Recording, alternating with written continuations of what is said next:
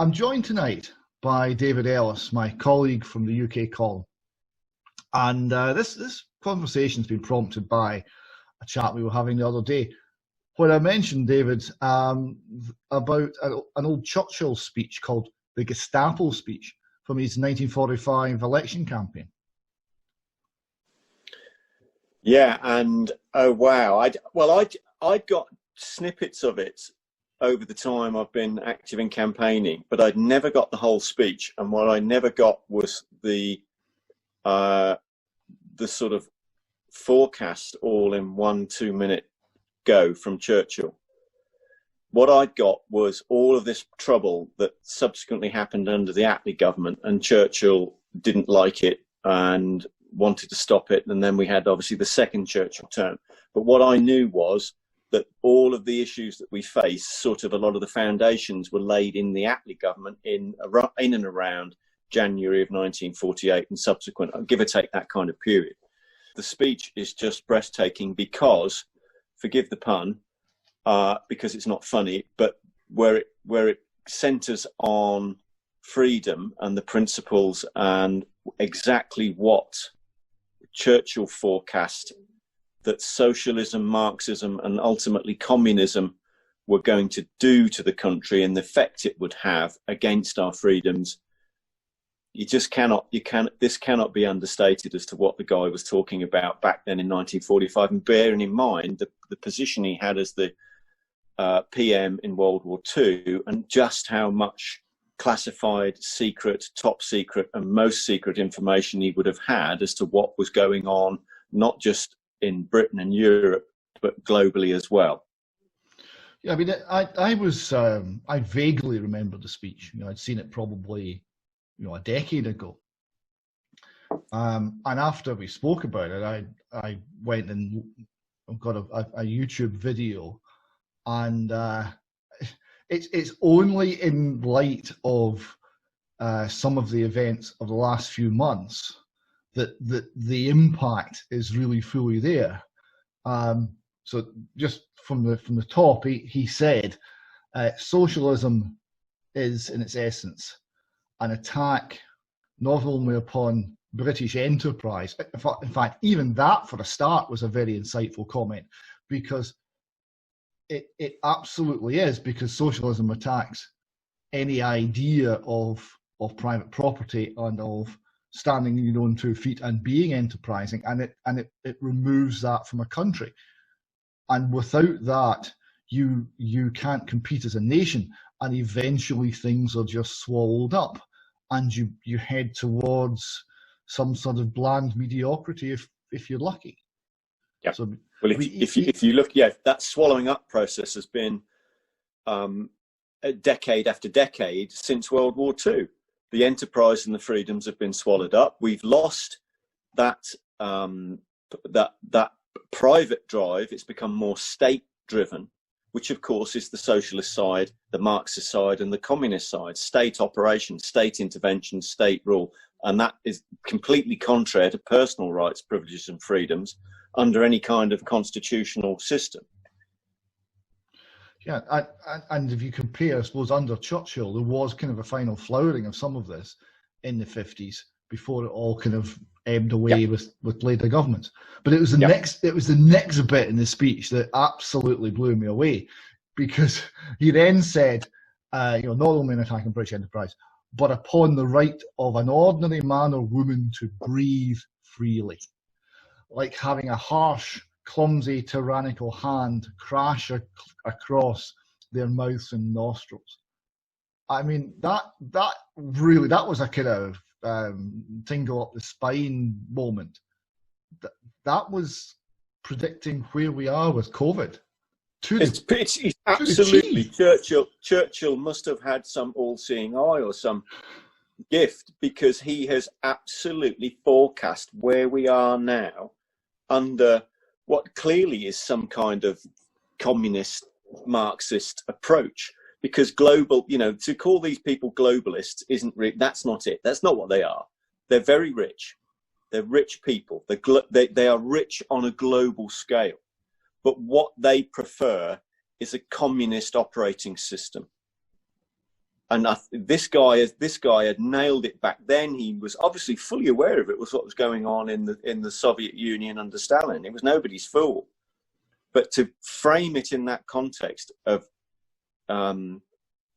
being, to breathe freely right here and now under this, pandemic, I'm just blown away by it. Absolutely blown away by how appropriate and apt it is across the whole spectrum of where we are in Britain and Europe and the world now.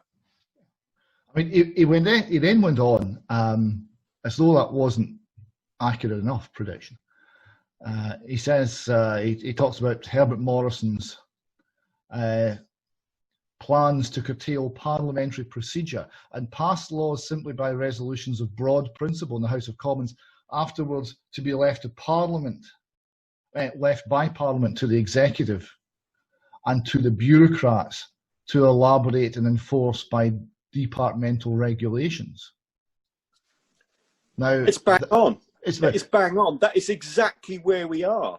That is exactly what is happening. Parliament is being circumvented, so therefore our personal sovereignty is being taken away. There's no regard for the personal individual rights, privileges and freedoms that we hand over to the MPs, that we trust with them to then admit, to do it. They've basically hands up in the air, and they've handed it over to the executive, which is effectively the civil servants in the Cabinet Office that are issuing and conducting diktat edicts in this exactly that fashion that he warned of then in 1945. That's happening now.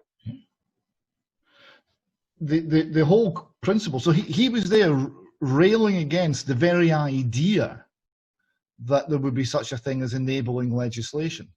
Yeah. And then we'll just hand it over to the officials and they'll take it from here. We fought the named person scheme up in Scotland, and it was the ultimate end result of this. And it was really interesting the way that the victory over that was won, because the thing about bureaucrats is you've got to tell them what to do. And that meant that ultimately you had to put in writing what the scheme was. Now, the named person went through the Scottish Parliament. Nobody voted against it. There wasn't a single vote against it when it first went through. The Tories abstained, realising that there was something up, but they didn't vote no, because there was other stuff in the Act, and so it went through. And everyone else voted for it. And the opposition, the people saw it was toxic very, very quickly. And then what then happened was there was a lot of analysis went on as to what the scheme actually was, because it was a very difficult to define thing. It was a wee bit like the lawyer who fought at the QC, Aidan O'Neill QC, who headed up the opposition to it in the Supreme Court. He described it as like trying to nail fog to the wall. He just to get intellectually what it actually was. It was so vague.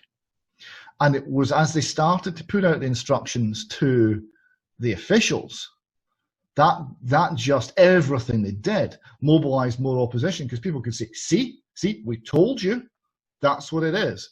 Because the original act could be something, could be nothing. It was very, very difficult to nail down.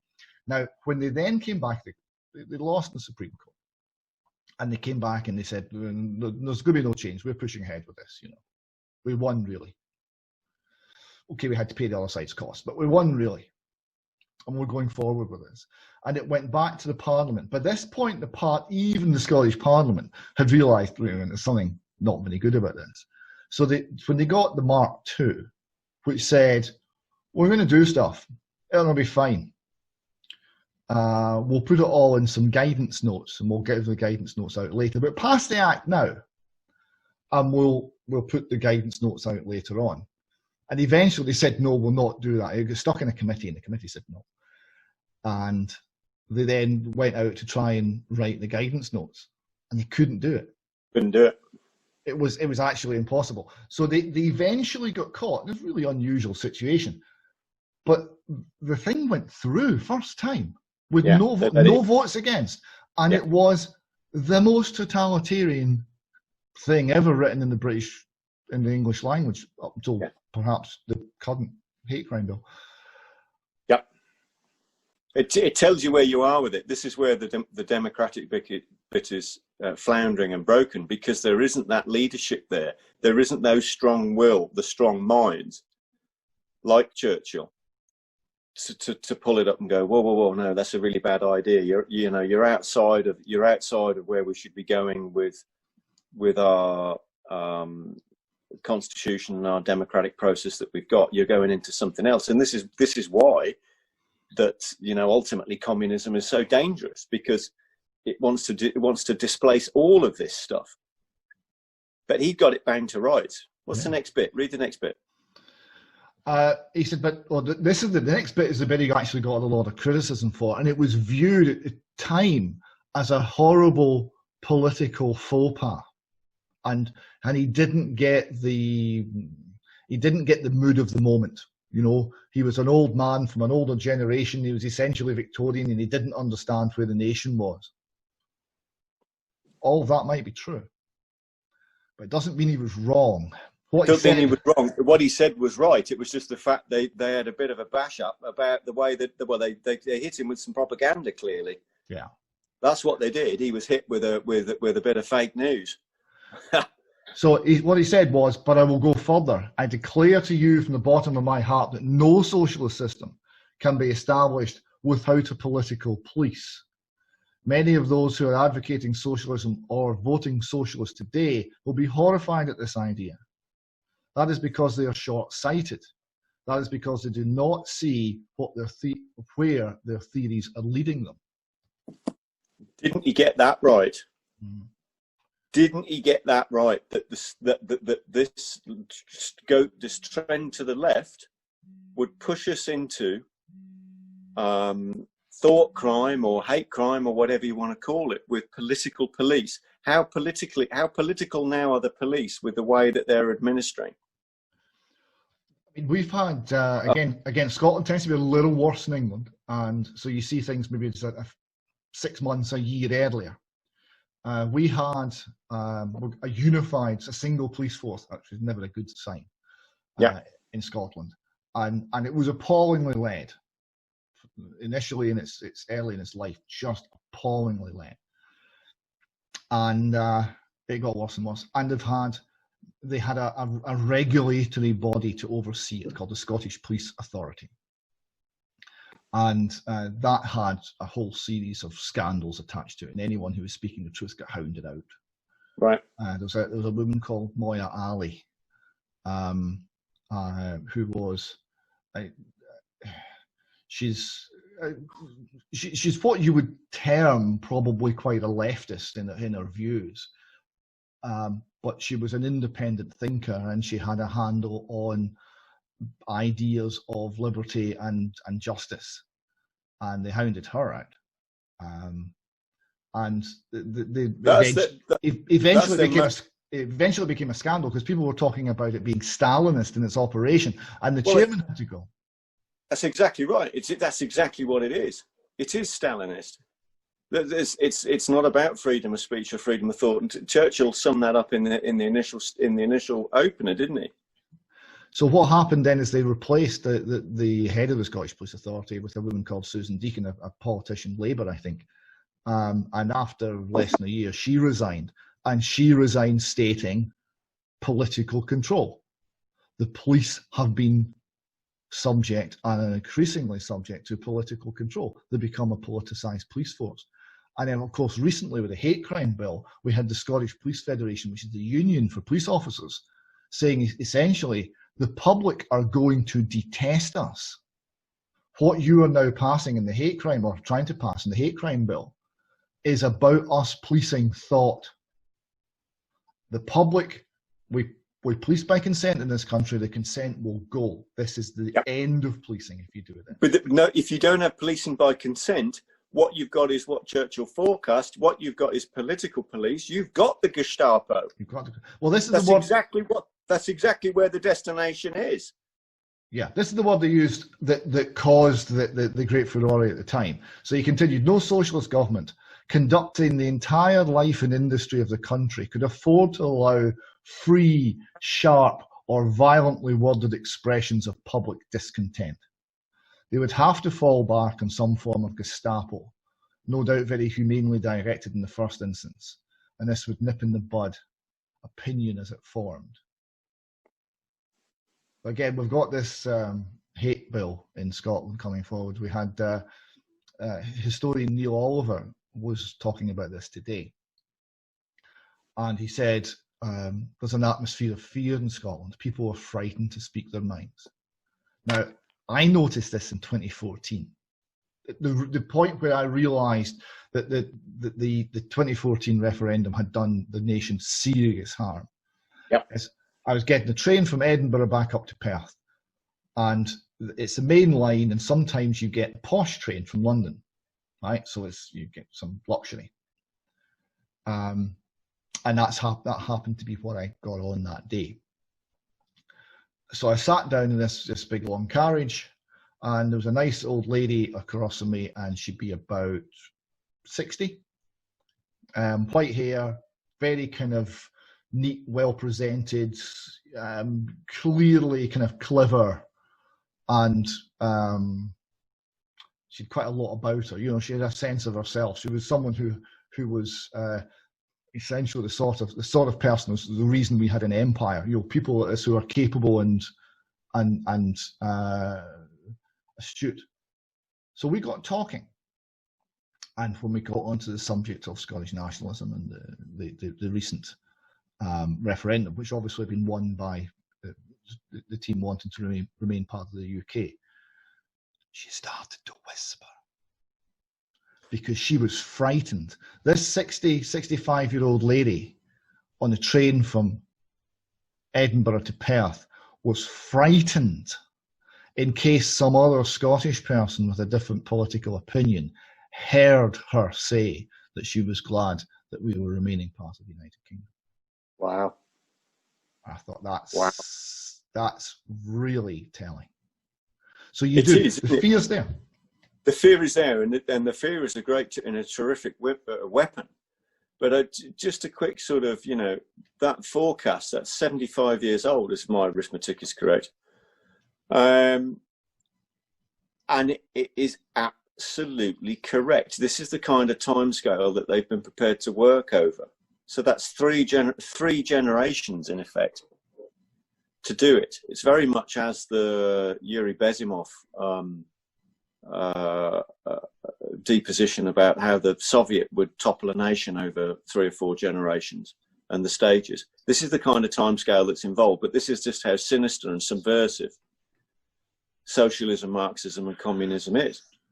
You see, back in 2014, the fear was there, but it was fear of the mob. It wasn't fear of the authorities exactly, although that was visible. You know, we had the head of the Scottish Civil Service threatening businesses who were pro-union and stuff like this. But it was mostly fear of the cybernats, the mob, angry people who would not show restraint. But it's changing. We're seeing in the last 6 months, in the era of COVID, we're seeing it's the state. The state are coming for you. The state, yeah, and this completely comes in where Churchill is talking about the executive and the civil servants will no longer be civil and will no longer be servants. This is exactly where we are now with the current brigade, if you want to call them that, of civil servants in the Cabinet Office and that run the ministries. They are no longer civil and they are no longer servants, because it seems to me, from what I've seen on campaigning on the broad spectrum of defence issues, that they are running the ministers. The ministers are not running the civil servants. It's the other way round. They are being dictated to, and they simply rubber stamp. And if they don't rubber stamp and they don't agree, they somehow end up going from their job under some kind of whatever. And it's almost as if that, you know, the political Democratic Party thing, they've all become invisible. They've lost it. But this is very interesting. The failure of democracy. The failure of democracy. Really, and I think this is something, David, that you and I have discussed over the last few weeks, probably, and this has brought it to a head, this Churchill revelation. Let's call it a revelation, because the forecast is just so fantastically accurate as to what he's talking about. 2 minutes. 2-minute Churchill broadcast, and he strategically forecasts 75 years of what's happened in Britain in 2 minutes flat.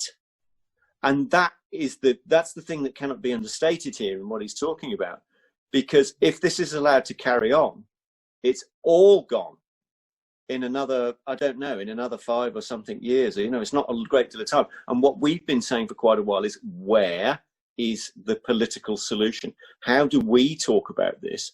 How do people talk about it? And at what, you know, because at the moment there isn't a political solution. Nobody politically, no MP is offering a solution to this problem. There is no leadership. There's no leadership there under Boris Johnson or Michael Gove. They're going along with it. And as Peter Hitchens has said, you know, they've gone way to the left. The Tory party policies they are not conservatives anymore. It's completely, and he's completely correct. Last time there was conservatism was under Thatcher. There's certainly not been any since then. Yeah. I'll just read the last little bit of the speech here. You mentioned a part of it there. He's talking about the effect of this Gestapo-like police. He said it would stop criticism as it reared its head, and it would gather all the power to the Supreme Party and the party leaders, rising like stately pinnacles above their vast bureaucracies of civil servants, no longer servants and no longer civil. And where would the ordinary simple folk, the common people as they like to call them in America, where would they be once this mighty organism had got them in its grip? Well, there you are. That is where we are now. That is where we are now, and that's, I suppose, the first thing to do is to face it, is to realise that's where we are. That's where, yeah. There's got to be the awakening. Needs to accept the fact that this is where we are, and we need to develop a political solution. Now, either those people that are in the parties currently need to develop a political solution, or there needs to be a new force, a political force that's prepared to confront this, talk about it, and resolve it. We seem a long way from that today, though. We do, because there is essentially nobody speaking out about this. To an extent, this is where it becomes it, because it's not happening with Labour, Liberal, or Conservative. They may as well be the Cabinet Office. So, for all the good they're doing. I think there's a glimmer in what is currently now the Brexit Party, which is obviously, you know, the discontents from the Tory, the discontents from Labour, and what was the body of the UKIP church has gone over to the Brexit Party. There is potential within that. What you're saying, David, is this. They don't have the volume and mass to confront. Yeah. So you know, where that's what I'm saying is there's got to be a political solution, and we've got to go down that avenue, because the other avenue isn't acceptable either. But that's where the effort has got to be. But people have got to realise is that democracy has been failing, and it is now catastrophic. And now people have got to realise that unless everyone does a little bit to get that democracy back and get it to work again, and get the balance within Parliament, the House of Lords, and the Crown, which is effectively the Cabinet Office, Crown, and the Queen in the Crown, then our system of since 1688, 1689, 1701, or whatever it is gone, unless that changes, because this what is effectively communism will annihilate it rapidly. What I think you see is not so much a political solution. I think you see in the people, in the British, some ability to say no to this.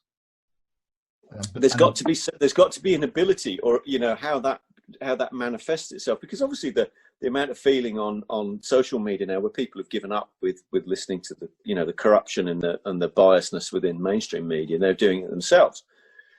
And to an extent, Nigel Farage is an example of that. He's not doing any of that, and he's gone off and doing his own stuff on his own platforms.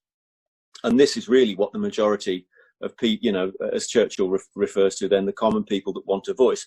The voice is coming out independently, but what we've got is it's not cohesive currently, because there isn't that body that can go in and win an election, because the system is currently, we need a majority in the Houses of Parliament with a motion in order to do any good. That is how it works. Now, of course, Boris had the majority at the GE, but for all the good he's doing, he may as well be. We started with Churchill. Let's finish with Boris. One extreme to the other. Here's my take on Boris. Right, Boris was a unique moment, because the whole Brexit vote was the British people saying we've had enough. We've had enough, yeah. And then there was all the fight back by the Remainers, and it came to an election, and the British people said, and the British people said, no, we've really had enough, and we mean it. Yes, we mean it. We do mean it. And they voted for Boris because they wanted to be British, and they wanted a Britain that was confident and unafraid. Yeah. Look at where we are now. Look where we are now. So it couldn't be more. The contrast couldn't be greater, could it? Where there was this hope. I mean, it's now false hope, isn't it? We now know that. Yeah. We now know that, and now we're in a really serious, a really dangerous position, where we've got an ineffectual, weak cabinet. There doesn't seem to be the cohesion on the benches in the Commons because of this COVID snooker, if you want to call it that. It's democratic snooker, isn't it? Currently, to form a spearhead and sort of break through and get some resolution. And they don't believe in anything, and that's I think that's the difference between them and the generation of Churchill, because Churchill actually believed in something. If you look at what he said here, the right of the ordinary man or woman to breathe freely. That meant something to him. Yeah, I think he was really, really sincere. That's, listening to that speech here, and I've obviously listened to all the wartime speeches, I'm sure everybody else has, but this, I think, is one of the most important speeches that the guy ever made post-war, in terms of what needed to be done. And if you think of how he must have been clobbered by the press in this fashion at the time, when he's actually told the truth and said to everyone, this is the score. If you go down, if you vote for this socialist, Marxist, communist Clement Attlee, this is where it's going to go. And that is exactly what Attlee did and Bevan did in their first term. They laid the foundation to take Britain way to the left, and it's carried on. If you think of it, I mean, everybody says about the damage that Tony Blair did, but I can remember as a young guy, my mum and dad absolutely going berserk at what Jim Callaghan, Dennis Healey, and the Wilson government were abysmal. Now, obviously, the Ted Heath government, equally as abysmal, absolutely. I'm not arguing that at all, because he was, but I think this is the bit where we've, up until sort of taking the sort of the bits out of it. Of course, when Anthony Eden took over after, it was Eden that took over after Churchill, wasn't it? And then we had the Suez crisis. Game over. We were absolutely scuttled, stitched up good and proper by the French. This is taking us back to this pivotal time, 47, 48. And we know from all of the research that you've been leading on EU military union that it all goes back to those years. 48. I think the date was roughly January 1948, and that's where those top secret papers are that we've sort of referred to with the first references. And I think in one of them, it's the first reference to the common purpose. And I'm pretty sure that what that really means, the common purpose, means communism. Yes. But they're just not saying that. I think the important thing is, once we put this initial sort of conversation up, is that together with it will go the speech. People need to share this speech and listen to it and then start talking to each other. That's what's got to happen. You've got to look at this and go, right, okay, we've got a bit of a working frame now from somebody that did have a really good understanding of what was going on and what would be the likely impact on the nation if we carried on going to the left. And this is where we are now. Yeah. David, thank you very much. We'll talk soon. Thank you and good night.